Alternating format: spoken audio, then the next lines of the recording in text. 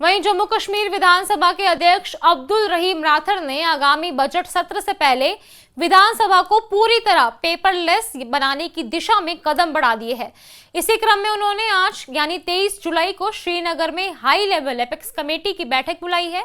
इस बैठक में ये तय किया जाएगा कि इस परियोजना को कैसे लागू किया जाए और कौन कौन से पहलुओं पर प्राथमिकता से काम होना चाहिए। ये परियोजना पहले ही भारतीय संसद और देश के कई राज्यों की विधानसभाओं में सफलतापूर्वक लागू हो चुका है। अब इसे जम्मू कश्मीर विधानसभा में भी अगले कुछ महीनों में पूर्ण रूप से शुरू किया जाएगा। इस परियोजना के तहत विधानसभा का सारा काम डिजिटल प्लेटफॉर्म पर शिफ्ट किया जाएगा, जिससे कागज की आवश्यकता समाप्त हो जाएगी और सभी दस्तावेज, नोटिस, विधेयक, चर्चा, जानकारी ऑनलाइन माध्यम से उपलब्ध कराई जाएगी।